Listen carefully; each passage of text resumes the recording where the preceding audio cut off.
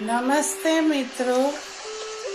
બ્રહ્મ પ્રશ્નોપનિષદ પ્રકરણ 12 બ્રહ્મરૂપી શક્તિના સ્ત્રોત માટે હઠ, રાજ, ક્રિયા અને લયયોગ અંતર્ગત ક્રિયાયોગ એટલે શું?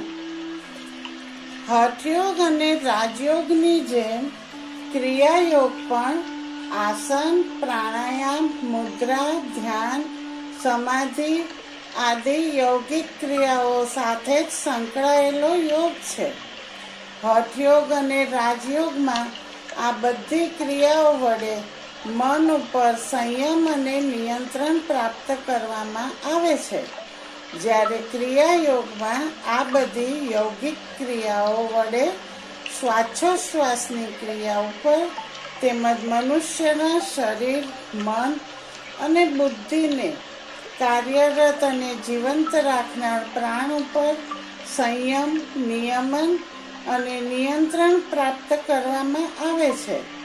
આમ હઠયોગ અને રાજયોગ એ મન ઉપર સંયમ અને નિયંત્રણ પ્રાપ્ત કરવા માટેનો યોગ છે, જ્યારે ક્રિયાયોગ એ શ્વાસોચ્છ્વાસ અને પ્રાણ ઉપર સંયમ અને નિયંત્રણ પ્રાપ્ત કરવા માટેનો યોગ છે. આપણે એ વાત તો જાણીએ છીએ કે મન ઉપર સંયમ અને નિયંત્રણ પ્રાપ્ત કરવું એટલે મન ઉપર કાબુ મેળવવો, તેમજ વિચારો, કલ્પનાઓ, ઈચ્છાઓ તેમજ બહારની દુનિયામાં ભટકતી મનની સ્વચ્છંદી ક્રિયાઓ અને વૃત્તિઓ ઉપર સંયમ અને નિયમન પ્રાપ્ત કરી મનને શાંત, સ્થિર, સ્વસ્થ અને એકાગ્ર કરવું. પરંતુ આપણને એ વાતની ખબર નથી અને એ વાત જાણતા પણ નથી કે શ્વાસોચ્છ્વાસની ક્રિયા અને પ્રાણ ઉપર નિયંત્રણ પ્રાપ્ત કરવું એટલે શું? પ્રાણ અને શ્વાસની ક્રિયા ઉપર કાબુ મેળવવો એટલે શું? તો ચાલો ક્રિયાયોગમાં શ્વાસોચ્છ્વાસની ક્રિયા અને પ્રાણ ઉપર સંયમ અને નિયંત્રણ પ્રાપ્ત કરવું અને આ બંને ઉપર કાબુ મેળવવો એટલે શું તેના વિશે જાણીએ અને સમજીએ. આપણે જે રીતે રોજ નિયમિત રીતે ખોરાક લઈએ છીએ, પાણી પીએ છીએ, તે જ રીતે નિયમિત રીતે શ્વાસ લેતા હોઈએ છીએ અને છોડતા હોઈએ છીએ. જો કે ખોરાક અને પાણી વગર તો થોડા દિવસ ચલાવી શકીએ છીએ, અર્થાત પાણી વગર 2-3 દિવસ કે ખોરાક વગર 15 થી 20 દિવસ ચલાવી શકીએ છીએ કે જીવી શકીએ છીએ, પરંતુ શ્વાસોચ્છ્વાસની ક્રિયા વગર 5 કે 10 મિનિટ પણ ચલાવી શકતા નથી કે જીવી શકતા નથી. હવે જો મનુષ્ય જ્યારે યૌગિક ક્રિયાઓ વડે શ્વાસ લીધા વગર અમુક સમય સુધી જીવી શકે તો મનુષ્યની તે ઉપલબ્ધિને શ્વાસોચ્છ્વાસની ક્રિયા ઉપર અર્થાત પ્રાણ ઉપર કાબુ મેળવ્યો છે તેમ કહી શકાય. આમ ક્રિયાયોગમાં શ્વાસોચ્છ્વાસની ક્રિયા અને પ્રાણ ઉપર સંયમ અને નિયંત્રણ પ્રાપ્ત કરવું એટલે શ્વાસોચ્છ્વાસની ક્રિયા કર્યા વગર અમુક સમય સુધી જીવવું, અર્થાત શ્વાસોચ્છ્વાસની ક્રિયા અમુક સમય સુધી બંધ કરી દેવી. આનો બીજો અર્થ શ્વાસોચ્છ્વાસની ક્રિયા દરમિયાન 2 શ્વાસ વચ્ચેનો સમયગાળો લાંબો કરી નાખવો કે વધારી દેવો એ મુજબ પણ થઈ શકે છે. આમ 2 શ્વાસ વચ્ચેનો સમયગાળો વધારી દેવો એટલે પણ શ્વાસોચ્છ્વાસની ક્રિયા અને પ્રાણ ઉપર સંયમ, નિયંત્રણ અને કાબુ પ્રાપ્ત કરવો એમ કહી શકાય. તો ચાલો જે યોગ વડે મનુષ્ય પોતાની શ્વાસોચ્છ્વાસની ક્રિયા અને પ્રાણ ઉપર સંયમ, નિયંત્રણ અને કાબુ પ્રાપ્ત કરી શકે છે. જે યોગ વડે મનુષ્ય શ્વાસ લીધા વગર થોડોક સમય જીવંત રહી શકે છે અને જે યોગ વડે મનુષ્ય પોતાના 2 શ્વાસ વચ્ચેનો સમયગાળો લાંબો કરી શકે છે, અર્થાત વધારી શકે છે, અને તે રીતે મનને શાંત, સ્થિર અને એકાગ્ર કરી ધ્યાનની ઉચ્ચતમ અવસ્થા અર્થાત સમાધિની અવસ્થા પ્રાપ્ત કરી પોતાની ભીતર બ્રહ્મરૂપી શક્તિ પેદા કરી અને પરમ તત્વ, પરમ બ્રહ્મ શક્તિ સ્વરૂપ પરમાત્મા સાથે પોતાનું જોડાણ કરી શકે છે. તે યોગને ક્રિયાયોગ કહેવામાં આવે છે. તો ચાલો આ ક્રિયાયોગ વિશે જાણીએ અને સમજીએ. ક્રિયાયોગના અંગો. ક્રિયાયોગ એ આસન, પ્રાણાયામ, બંધ, મુદ્રા, ધ્યાન, મંત્રો, શ્વાસોશ્વાસ, પ્રાણ, ચક્રો વગેરેના મિશ્રણથી બનેલો એક યોગ છે.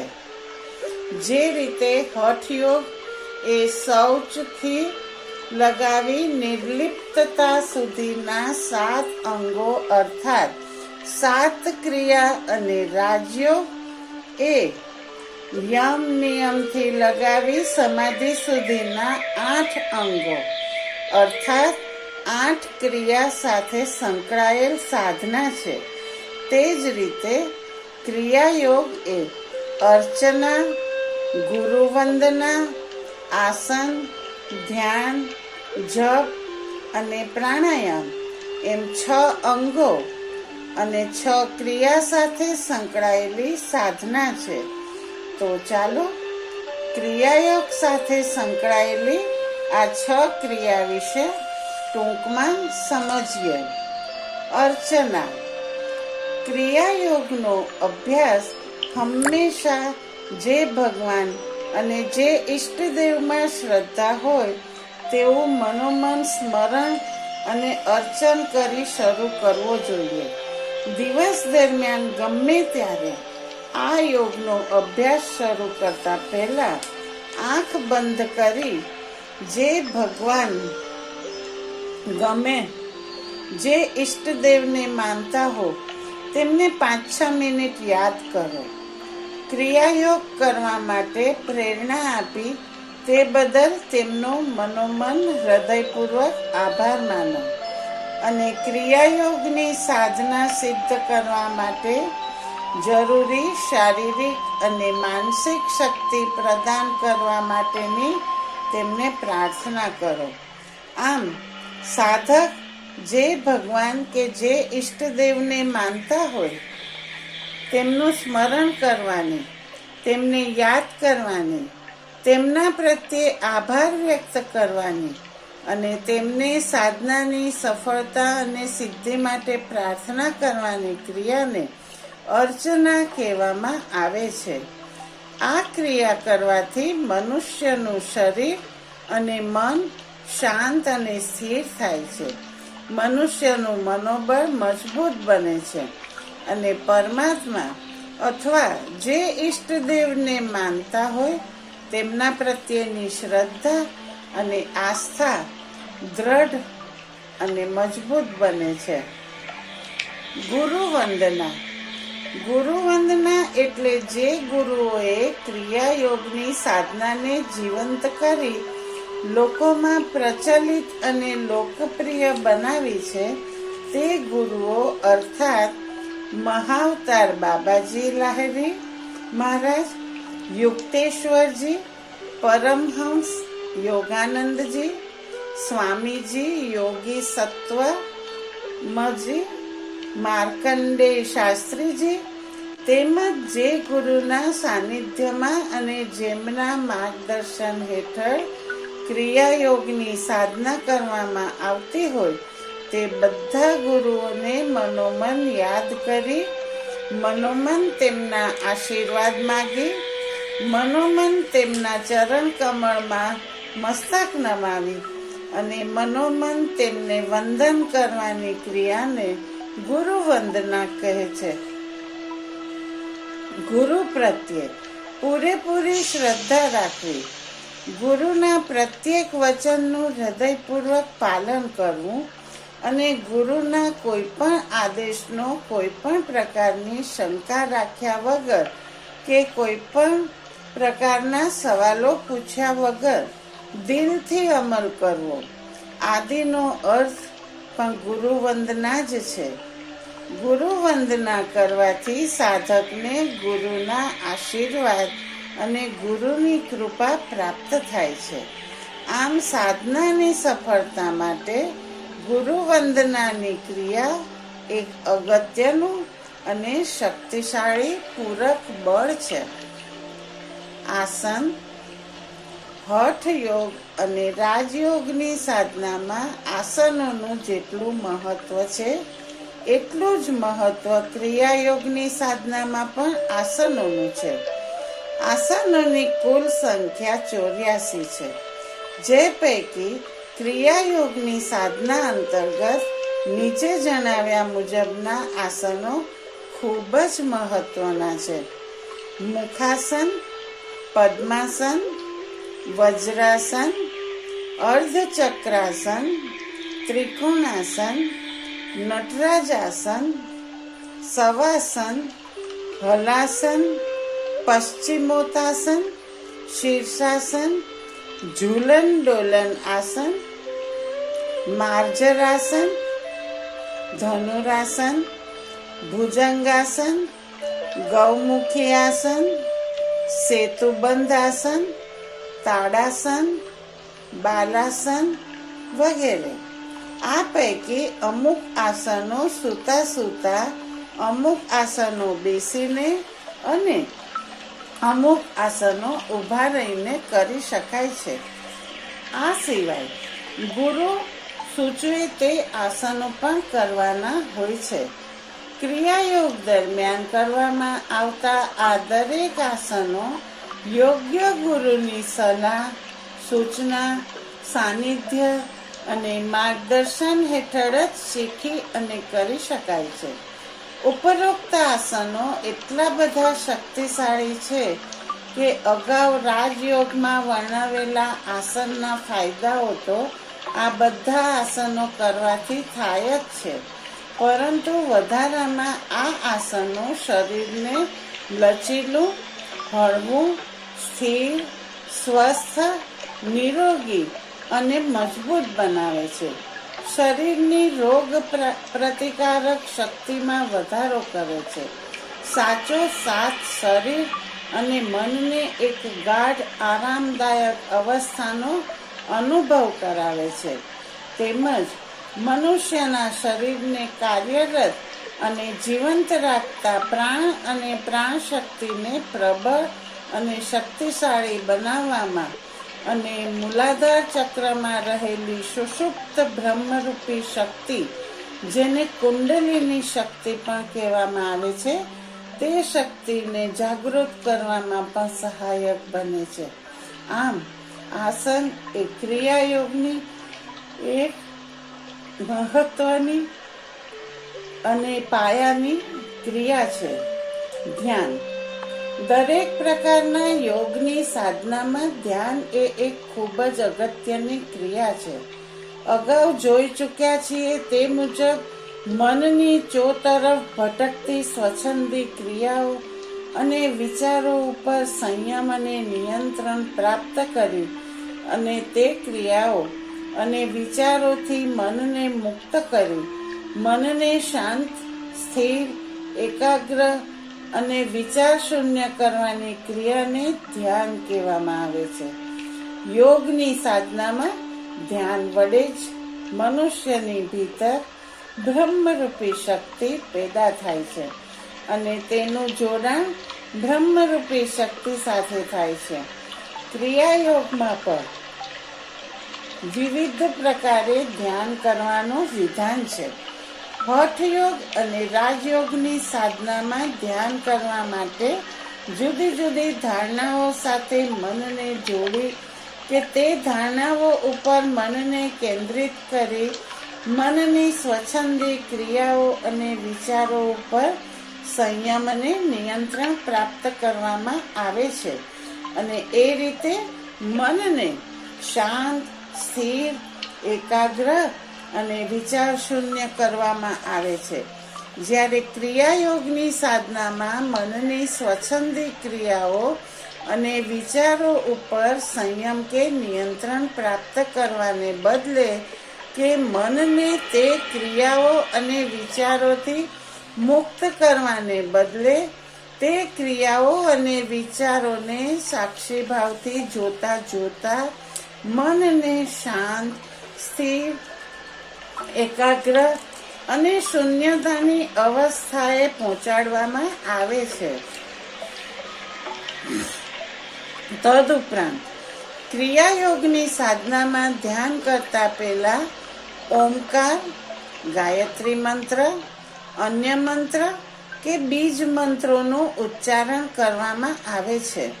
તેમજ ધ્યાન સાથે ખેતરી મુદ્રા, લિંગ મુદ્રા, મહામુદ્રા, યોની મુદ્રા જેવી મુદ્રાઓનો ઉપયોગ પણ કરવામાં આવે છે. આમ ક્રિયાયોગના ધ્યાનમાં સાક્ષીભાવ, ઓમકાર, બીજ મંત્રનો જાપ તેમજ મુદ્રાઓ વગેરે પરિબળોનો સમાવેશ થવાથી અન્ય ધ્યાનની સરખામણીમાં ધ્યાન વધુ પ્રબળ અને પ્રગાઢ બની જાય છે, જે સાધકને મન, પ્રાણ અને પ્રાણ શક્તિ ઉપર સંબંધ અને નિયમન પ્રાપ્ત કરવામાં અત્યંત સહાયભૂત નીવડે છે. આમ મંત્રોનો જાપ અને મુદ્રાઓ સાથે ધ્યાન કરવાની ક્રિયા પણ ક્રિયાયોગ સાધ્ય કરવા માટેની એક ખૂબ જ અગત્યની, અત્યંત જરૂરી અને મહત્વની ક્રિયા છે, જેની તાલીમ માત્ર યોગ્ય ગુરુના માર્ગદર્શન હેઠળ અને સાનિધ્યમાં જ પ્રાપ્ત થઈ શકે છે. જાપ. ક્રિયાયોગની સાધનામાં જાપને પણ એક મહત્વની ક્રિયા ગણવામાં આવે છે. જે રીતે નિત્ય નાહવાથી શરીર સાફ અને સ્ફૂર્તિમય રહે છે, મન તાજગી ભર્યું રહે છે, જે રીતે રોજ ઘર સાફ સુથરું રાખવાની રોગ પેદા કરતા કીટાણુઓનો નાશ થાય છે અને ઘરમાં હંમેશા નકારાત્મક શક્તિઓ દૂર થાય છે અને હકારાત્મક શક્તિ પેદા થાય છે, તે જ રીતે રોજ નિયમિત રીતે જાપ કરવાથી મનમાં રહેલા રાગ, દ્વેષ, ઈર્ષા, ઘૃણા, મદ તેમજ ઉચ્ચ નીચના ભેદભાવો પેદા કરતા નકારાત્મક વિચારો અને વિકારો રૂપી કચરો અને મેલ સાફ થાય છે અને મન શાંત, સ્વચ્છ અને સ્વસ્થ બને છે. જાપની ક્રિયામાં ઓમકાર, કોઈ પણ ભગવાનનું નામ, ગાયત્રી મંત્ર, બીજ મંત્ર, અન્ય મંત્રો આદિનો જાપ કરી શકાય છે. ગુરુ આ બધા જાપ પૈકીના કોઈ પણ જાપની દિશા આપે છે. પછી ભલે તે જાપ ઓમકારનો હોય, ગાયત્રી મંત્રનો હોય, બીજ મંત્રનો હોય કે કોઈ પણ ભગવાનના નામનો હોય, સાધકે તે જાપ નિયમિત રીતે ગુરુની સૂચના મુજબ કરવો જોઈએ. કારણ કે ઉપરોક્ત બધા જાપ પૈકી જે જાપની દીક્ષા ગુરુએ આપી હોય તે જાપ અન્ય જાપથી વધુ પ્રભાવશાળી અને શક્તિશાળી હોય છે. આ જાપ સાધકની સાધનાને સિદ્ધ કરવા માટે કે સફળ બનાવવા માટે વધુ સક્ષમ હોય છે. કોઈ પણ જાપ પછી તે ઊંચા અવાજે કરવામાં આવે, મધ્યમ અવાજે કરવામાં આવે, હોઠ ફફડાવીને સાવ ધીમા અવાજે કરવામાં આવે કે હોઠ ફફડાવ્યા વગર મનોમન કરવામાં આવે, આમ ગમે તે રીતે કરવામાં આવે, પરંતુ જો તે લય, તાલ અને ખાસ ગતિ સાથે કરવામાં આવે તો તે વધુ શક્તિશાળી બની જાય છે. જાપ પણ એક પ્રકારનું ધ્યાન જ છે, જે કરવાથી મન પ્રાણ બંને સ્થિર અને શાંત થાય છે. જાપ કરનારનો દરેક નિયત કર્મ અને દરેક નિયત ક્રિયા એક પ્રકારનું યજ્ઞ કર્મ બની જાય છે. આજના યુગમાં ધન દોલત ગાડી બંગલો અને એશ આરામનો સામાન તો પ્રાપ્ત કરી શકાય છે, પરંતુ મનને વિષાદ તણાવ અને ક્લેશથી મુક્ત કરી શકાય તેવી આધ્યાત્મિકતા પ્રાપ્ત કરી શકાતી નથી. આવી આધ્યાત્મિકતા જાપથી સરળતાથી પ્રાપ્ત કરી શકાય છે. જાપથી પરમાત્મા પરની શ્રદ્ધા ગાઢ બને છે.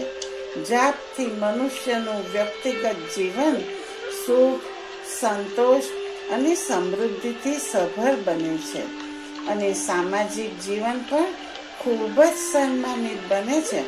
ટૂંકમાં યોગ્ય આહાર નિયમન અને પૂર્ણ શ્રદ્ધા સાથે સહજ ભાવથી ગુરુએ આપેલ દીક્ષા મુજબના મંત્રનો કે ભગવાનના નામનો નિયમિત રીતે જાપ કરવાથી મનુષ્યની ભીતર બ્રહ્મરૂપી શક્તિનો સંચાર થાય છે, જે શક્તિ ક્રિયાયોગના સાધકોને પણ મન તેમજ પ્રાણ ઉપર સંયમ અને નિયમન પ્રાપ્ત કરવામાં ખૂબ જ સહાયભૂત બને છે. મિત્રો, હાલ વાણીને વિરામ. ઓમ